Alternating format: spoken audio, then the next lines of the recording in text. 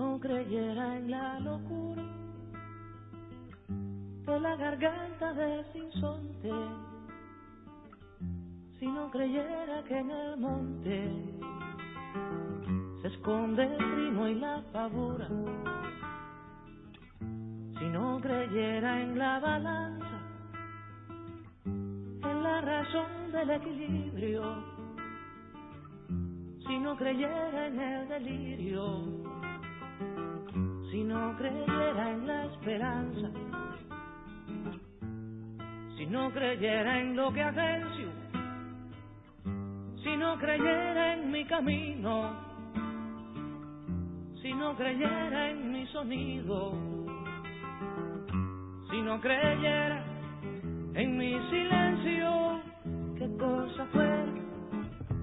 cosa fuera la masa sin cantera, un amasijo hecho de cuerdas y tendones, un revoltijo de carne con madera, un instrumento sin mejores resplandores que lucecitas montadas para escena.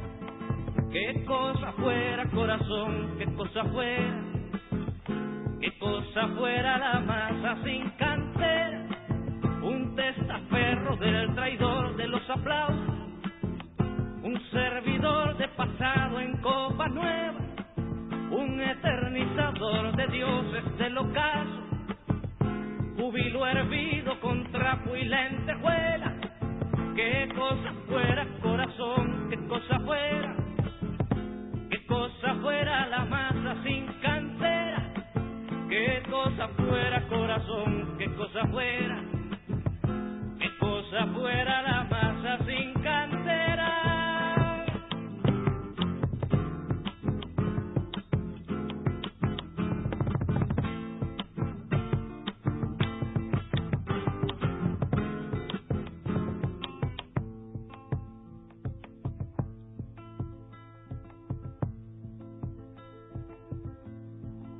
Con la música de Silvio Rodríguez, La Masa, lo pedía acá el amigo Sebastián. ¿Cómo estás, Sebastián? ¿Qué tal? Muy bien, ¿ustedes? Bien, bien, acá estamos. Esta charla para la gente, este tema que siempre va en función de... ¿Por qué la masa? Ahora lo vamos a comentar. Digo, de Silvio Rodríguez, uno lo tiene tan identificado con Mercedes Sosa. Siempre planteamos a la audiencia qué temas queremos charlar, qué tema les parecería que aborde Sebastián, y entre otros tantos que plantearon es lo que una vez uno calla y el cuerpo lo evidencia. ¿Cómo lo titulaste? Tal cual. Bueno, primero buenos días para todos y todas. Lo titulé El silencio que hace síntoma, ¿sí? Uh-huh. Como vos decías, el tema surgió porque alguien te comentó, claro, esto lo siguiente, ¿sí? Como las enfermedades del cuerpo que tenemos por no decir las cosas. Que yo ahí pensé automáticamente, nos lleva a pensarlo en las enfermedades psicosomáticas, ¿sí? Son más o menos conocidas de esa manera. O sea que en esa palabra se incluye dos cosas, como si fueran dos cosas distintas que se terminan uniendo, que es el cuerpo por un lado y el alma o la psiquis, o el nombre que queramos usar, por otro, ¿sí? Referido a esto, a dos cosas diferentes, como diferentes y separadas, vuelvo a repetir un poco la forma en que el psicoanálisis toma el cuerpo, ¿sí? Y hacemos mencionar ahí nuevamente a la génesis del sujeto que venimos hablando casi todos los programas, que es como cuerpo referido a lo puramente biológico, que crece atravesado por la palabra, lo histórico social, que siempre influye en quién y cómo voy a hacer, ¿sí? Por lo tanto, pensamos al cuerpo no solo como un organismo, sino como un complejo manojo de atravesamientos que lo marcan, que le dan sentido, le dan imagen, le dan significado. Si bien el cuerpo es uno, ¿sí? Nosotros lo concebimos de esa manera, pero para nosotros el cuerpo es también cuerpo del inconsciente, ¿sí? De algo que no manejamos. Y recordemos, como dijimos en otro programa, también que el inconsciente es atemporal, ¿sí? No tiene tiempos, por decirlo de alguna manera. Sufrimos siempre de la misma forma. En el amor, en el trabajo, en las relaciones, como que repetimos ciertos modelos de relacionarnos. Claro. Entonces el inconsciente no se rige en el presente que nosotros percibimos como tal, sino que pertenece a otro registro, que es presente y es pasado y es futuro todo al mismo tiempo. Por eso, para entender un poco la concepción del cuerpo, pensé en el tema de la masa, ¿sí? Fijémonos que arranca diciendo qué cosa fuera la masa sin cantera, un amasijo de cuerdas y tendones, ¿sí? Que es lo que somos, un amasijo de cuerdas y tendones. Pero también le va poniendo significado él para lo que es su cuerpo. Fíjate que después dice también un entramado de madera y cuerda, que es la guitarra, claro, que es para él, no para Silvio Rodríguez. Pero también va marcando ciertas cuestiones que tienen que ver cómo también define y se define su cuerpo. Si no creyera en lo más duro, si no creyera en el deseo, si no creyera en lo que creo, si no creyera en algo puro, si no creyera en cada herida, si no creyera en lo que ronde, que ahí yo pienso en lo que ronda, la muerte, claro, sería.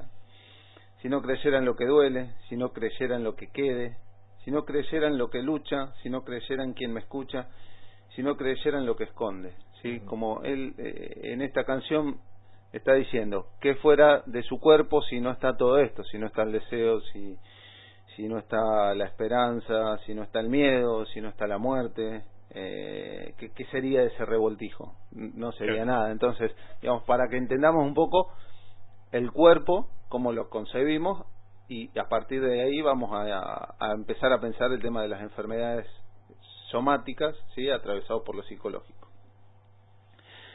Entonces, más o menos aclarado esto, ¿sí? Vamos a hacer esa diferencia. ¿Y por qué hacerla? ¿Sí?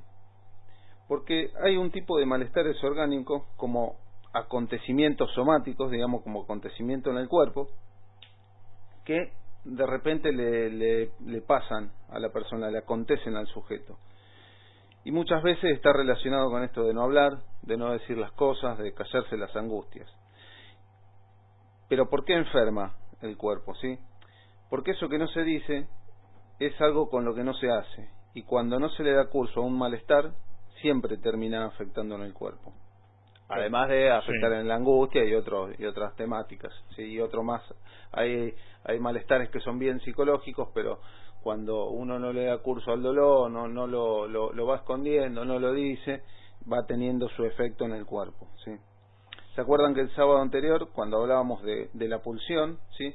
De esa mezcla del instinto natural, del instinto con algo bien psicológico que deja de ser instinto para hacer otra cosa, que es la pulsión, tiene como una energía, así un volumen de energía que se monta sobre ese pensamiento, sobre esa idea de malestar, y que tiene que ser procesado, tiene que ser descargado, tiene que tener el sujeto darle un significado para que esa pulsión tenga una descarga, tenga un proceso, claro, digamos. Después Tito va a colgar una imagen de un programa de Los Simpsons, donde en el capítulo Homero se ve como esclavizado en su trabajo, y al señor Burns le pega un cartel, claro, que dice, está en inglés, por eso después lo va a pegar Tito, no olvides, vas a estar aquí para siempre, en donde se siente Homero, ¿sí? Como que no tiene escapatoria para eso, y eso le produce mucha angustia a Homero. Claro. Pero bueno, hace sus cosas como puede, como el sujeto bien narrado que es Homero, ¿sí? Pero al final lo que hace él, hace un juego de palabras y va pegando fotos de los hijos y hace un anagrama con las mismas letras que tenía el cartel y le da otro significado para él, que dice, hazlo por ella. Entonces, hace un trabajo de esta angustia que él tiene y se queda con el mismo trabajo, pero encuentra las razones de por qué está ahí, por qué lo elige, porque también, digamos, Homero se hace responsable de esa elección, ¿sí? Perfecto. Y ojo que con esto de la descarga y de darle significado y de no callarse esto que a uno le molesta, no quiere decir que uno tiene que ser un verborrágico que anda diciendo todo lo que se le ocurre y haciendo todo lo que le viene a la mente en una primera instancia como una cosa de descarga solamente, ¿sí?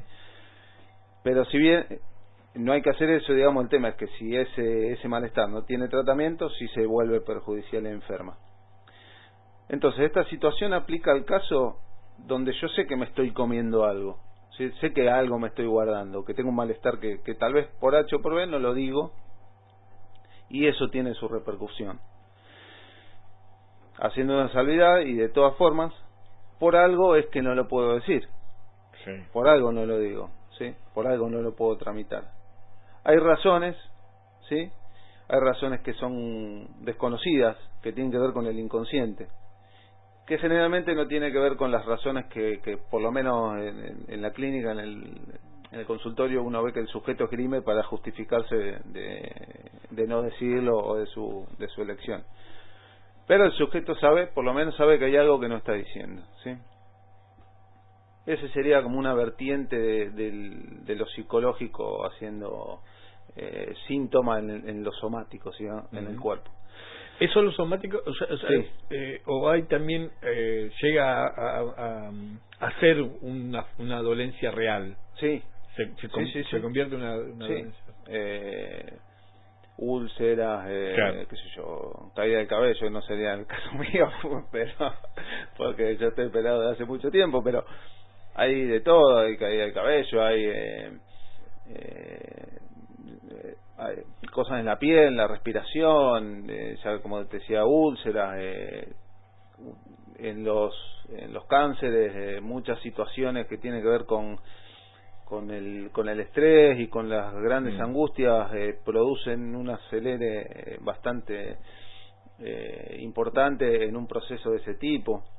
El tema de la afecciones digestión cardíacas, digestión, qué sé yo, desde colon irritable hasta, claro. digamos, a ver, por si no está escuchando un médico, no estoy diciendo que todo ese tipo de afecciones tenga que ver con cuestiones psicológicas, ¿sí? Más vale que hay procesos que tienen que ver con lo puramente biológico, claro. Pero bueno, como decimos siempre, en el ser humano no existe siempre lo puramente biológico, ¿sí? Claro. Siempre está atravesado, y por más que tenga un origen, ponerle determinado, puramente biológico, siempre tiene una afectación en la psiquis, en lo emocional, porque nosotros lo tomamos de una manera o lo tomamos de otra a cada afección.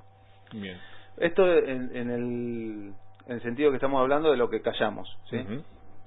Pero hay otro caso que corresponde con síntomas que tienen que ver más con esta época, y que es cuando el cuerpo enferma sin que la persona sepa nada de lo que pasa, ¿sí? Está todo bien, de repente me duele el pecho. Está claro. todo bien, de repente tengo un dolor de cabeza, de repente tengo insomnio, y cuando preguntas qué pasa, no pasa nada, está todo bien, ¿sí? Entonces de repente aparece un dolor físico del que el sujeto no sabe nada, lo sorprende, ¿sí? Y rompe con la estructura que lo sostiene, que era lo que vos decías antes. Entonces lo lógico es tratar de encontrar el motivo, ¿no? Entonces recurrimos al médico, con suerte, porque no generalmente, pero muchas de las veces las personas recurren equivocadamente primero a Google en vez de al médico. Claro. Y vos googleás, qué sé yo, tengo una mancha roja en el pecho, y entre las 5 primeras opciones te pone que podés tener cáncer. Claro. Entonces, digamos, en esa búsqueda del significado, para ponerle nombre a eso que rompe y que no lo tiene, a veces terminamos metiendo la pata, ¿sí? Lo mejor es, si uno tiene una dolencia física, es ir al médico y no embobarse buscando, porque Google no todo lo sabe, además de la concepción de quién es el que escribe la información, que será tema para otro. Sí, de dónde viene la información que uno tiene, ¿sí? Entonces, digamos, hay muchas veces, ¿sí?, que hay pacientes que, por más que recurran al médico, no son escuchados por el médico, ¿sí? Y se lo reduce solo un síntoma, ¿sí? Claro, no son escuchados en su dolencia emocional, quizás en su dolencia física. Digo, sí, hay veces que y esto también hoy, si lo que es la formación de los médicos cambió mucho. Ya tienen si bien hay muchos médicos que por ahí son más viejos y lo tienen esta escucha, el médico que es un poco más grande y tiene una escucha de qué es lo que le está diciendo el paciente, más allá de la dolencia, y le pregunta, che, ¿cómo? Hay muchos médicos que te preguntan, ¿y qué pasa con tu vida? ¿Cómo andas? Claro. Claro, y ahí es donde también, además de tratar el síntoma, de tratar el órgano, ya puede ser el médico mismo el que pesque que hay algo que está funcionando de una manera diferente, ¿sí? Bueno, entonces decíamos que hay muchos médicos que prestan atención a esto, ¿sí? Pero bueno, en general mucho como que no se recurre a abordajes que tengan que ver con lo psicológico, ¿sí? Que tal vez debería ser mayor. Por ejemplo, o sea, hay muchas intervenciones hoy, la ciencia interviene mucho sobre el cuerpo, cirugías bariátricas, plástica, pospartos difíciles, todo lo que tiene que ver con la medicina de la maternidad y de la paternidad. Muchas veces hay acompañamiento, pero un montón de veces no lo hay, y todo eso tiene un gran significado sobre el cuerpo, ¿sí? Pero bueno, muchas veces se da tratamiento al órgano y la persona queda olvidada. Pero también ahí hay algo de la misma persona que prefiere no saber nada de su dolor, y como vos como médico no me diste respuesta, me voy a otro y después me voy a otro y voy haciendo un tour médico tratando de que alguien me diga qué es lo que me pasa, ¿sí? ¿Y por qué son síntomas actuales? Porque en estos tiempos de apuro, de prisa, este mercado, ¿sí? Necesita cuerpos que todo lo puedan, ¿sí? No son cuerpos que no pueden fallar. Esto está relacionado con lo que hablamos el otro día, ¿sí? El sábado anterior, respecto de la falta de empatía, ¿sí? El sujeto no tiene tiempo de pensar en lo que le pasa. ¿Cómo va a tener tiempo de pensar en el otro? Claro. Olvidémonos. Y si bien dije que el sujeto no tiene tiempo para pensar en sí mismo, parece como que fuera una contradicción en estos tiempos de tanto egoísmo y narcisismo. Digo, ¿cómo es que no tiene tiempo para pensarse a sí mismos? Y la trampa en esta contradicción está en que hoy no hay tiempo para pensar, ¿sí? No hay tiempo para aburrirse. ¿Quién se aburre hoy? Nadie se aburre. Te prende la tele, prende la play, agarra el celu. O sea, hay para distraerse muchas cosas. Justamente, y esa es la palabra, para distraerse. Que no es lo mismo que hacer lo que yo tengo ganas de hacer. Si tengo que hacer deportes, por ejemplo, yo nunca le digo a mis pacientes, che, ¿por qué no vas al gimnasio? Yo le pregunto, ¿te gusta ir al gimnasio? Claro. Si no, si te gusta ir a caminar, anda a caminar. Claro. Si te gusta ir a nadar, anda a nadar. Si te gusta hacer alfarería, y anda a hacer eso. Porque si no, lo que uno propone de afuera tiene que ver con esto de la distracción y no con el deseo, ¿sí? Bueno. Entonces, si hay algo que defender de lo propio, ¿sí? Se defiende a rajatabla, ¿sí? Y todo esto influido por un mercado que me aleja cada vez de mí mismo, porque como yo no pienso qué es lo que me pasa, pero sí veo al otro como un enemigo de afuera, tengo que defenderme. Entonces, esto, ¿por qué lo digo? Porque para pensar en cómo nos cuesta aceptar las pérdidas, ¿sí? Y el costo que tienen los deseos y los anhelos, ¿sí? Como ese proceso en el cual yo evalúo la pérdida y sufro por ella, ¿sí? Ya no existe, está abolido, no nos tomamos el tiempo justamente porque el discurso actual me ordena no sufrir, ¿sí? Como lo hablábamos con las publicidades, el Actron, sí. Esto de vivir a 1000, esto que todo el tiempo desde los medios me dicen que tengo que disfrutar todo el tiempo, ¿sí?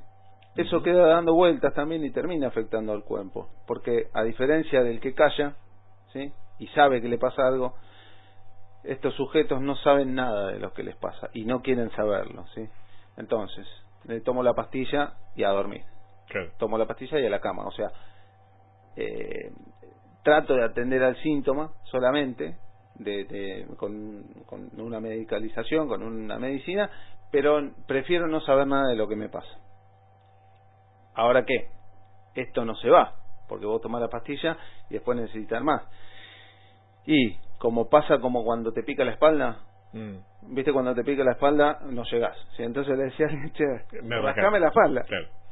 Y después le decís, bueno, rascame un poquito más arriba. No, rascame un poco más abajo, a la derecha. No, ahí está, no, más arriba. Bueno, ya está, en algún momento decís, no me rasque más porque eso se va corriendo. Bueno, claro. Lo mismo pasa con esto de lo cual uno no quiere saber nada. Uno intenta aplacarlo, pero siempre se va corriendo y siempre termina apareciendo. Entonces va de un órgano en otro sin que uno le pueda dar cura, ¿sí? Tal cual. Mira, algunos de los mensajes de la gente, mientras vamos charlando acá con el amigo licenciado Sebastián Salvador, la rutina puede ser una causa que las personas juntas tanta angustia que lo genera un problema con esto de la rutina de la vida, digamos. No hemos charlado en algún momento el tema de la rutina y eso. Las dolencias del ser humano creo que dependen de dónde vive. No es lo mismo vivir en el campo que en la ciudad. Es una de las lecturas que hace el oyente. Hay que permitirse sentir, pero muchas veces asusta el planteo que hace también la audiencia.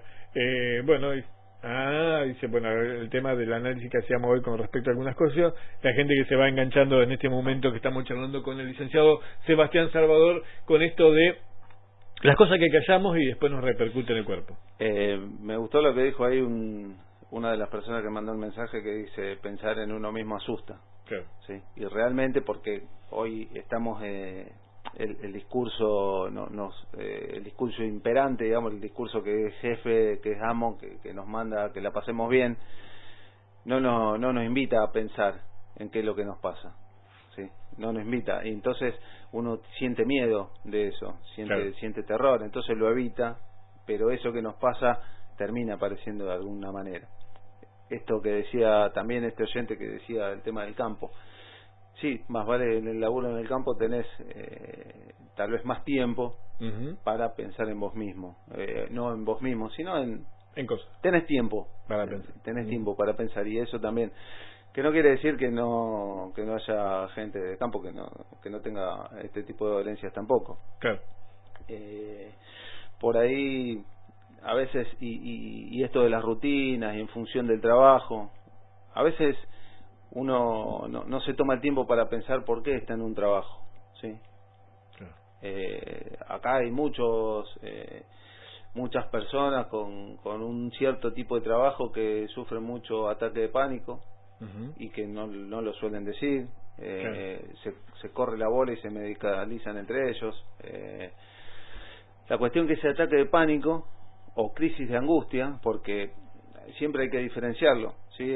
¿Qué pasa con el ataque de pánico? Todos lo leemos en Google y todos tenemos una opinión de qué puede ser un ataque de pánico, y te pasa hace mucho que llega un paciente y dice, che, tuve ataques de pánico. Bueno, uno cuando entra a preguntar se da cuenta que a veces no son ataques de pánico, sino son crisis de ansiedad o crisis de angustia. Pero lo que tiene ese tipo de patologías o de eventos somáticos es que aparece sin que uno no sepa nada de nada. No es que vos decís, bueno, che, no sé, se murió mi viejo, se murió mi hermano, hubo un choque, se murió un amigo, me echaron del laburo o algo por el estilo. De repente aparece sin que tenga relación aparente con nada. Claro, claro. Eso pasa mucho, y acá también pasa mucho.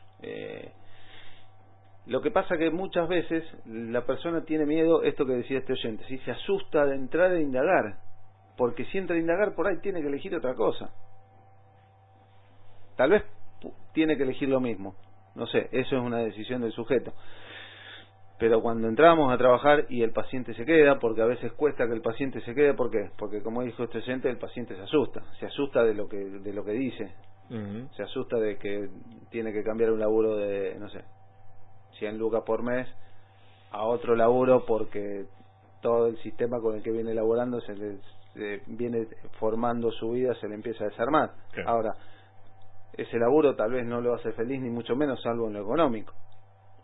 Entonces tiene que hacer un reajuste de sus prioridades, de qué es lo que quiere, de cómo pensarlo, para ver si decide estar ahí, o a veces tiene que decidir otra cosa. Pero bueno, eso lo ve cada persona. La cuestión es tomarse el desafío para hacer ese atravesamiento, que hoy no suele estar, y no suele estar tampoco ese tiempo, porque si no te acomodas rápido, hoy estás al horno como vos dices. Eso es un poco para ir desandándome. Bueno, la gente que sigue mandando mensajes con respecto a todo lo que venimos charlando, más algunas consideraciones con respecto a esto de te mandan saludos, bueno, gente amiga que te saluda, Seba. Con respecto a esta situación, a ver, yo me ha pasado algo fuerte, un abuso, por ejemplo, un abuso que es una cuestión y que por muchos años no lo he podido hablar, porque es una cuestión avergonzante interna, quizás una de las cuestiones más traumáticas, lo que es una violación. ¿Cómo lo procesamos? Mira, cualquier tipo de abuso obviamente que es súper traumático, no tiene que ser una violación, ¿sí? Generalmente, y además pasa cuando en el ámbito familiar o en el ámbito de gente conocida. La gran mayoría de las situaciones de abuso no se dan como, no sé, como cuando nosotros éramos chicos, el sátiro que estaba en la calle, ¿sí? Claro. Generalmente dentro de un seno de confianza donde la persona que abusa suele ser una persona querida, además. Tal cual. Y lo que pasa que además acontece generalmente en la infancia, donde el niño, la niña que abusaba no tiene significación de la sexualidad como la sexualidad adulta, ¿sí? Eso más vale que hace trauma. Siempre el abusador se encarga de hacer sentir culpable a la víctima, o bien de amenazar, ¿sí? De si habla, y además también de siempre hacerle pensar a la víctima que tuvo la culpa de lo que pasó, claro, porque lo sedujo, porque por tal o cual cosa. Generalmente la víctima calla porque se siente culpable. Bueno, es un tema siempre recurrente, el tema de cómo manejar la culpa. Sí. La culpa de uno sentirse culpable de algo que quizás no lo hizo. Sí, en este caso obviamente que no tiene ninguna culpa. Por eso hay muchas organizaciones, y la Oficina de la Mujer y la Oficina de Protección de Derechos de Niños, Niñas y Adolescentes trabajan mucho en esto, y es muy difícil porque a veces lo único que, además de trabajarlo y pensarlo y verlo en el consultorio, que ayuda muchísimo, también la justicia es algo que termina de cerrar. Claro. A ver, no es un dolor que se cierra y se termina, ¿sí? Es algo que está un poco presente, pero también se puede vivir y se puede ir más allá de eso. Pero la justicia, que haya justicia en esos casos, es algo sumamente importante. Claro.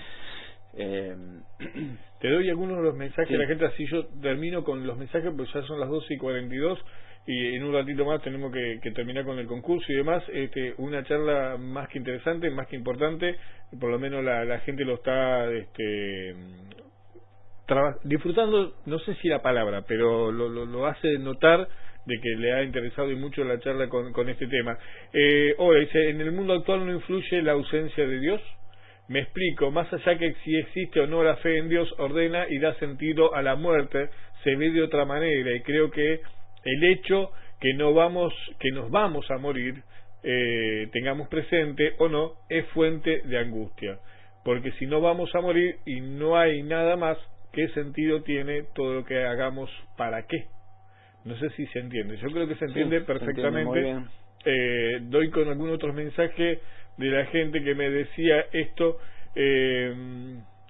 Hoy permitirse sentir, pero muchas veces asusta. Ocupamos el tiempo para no pensar, pero la procesión va por dentro. Después saltan justamente esas crisis.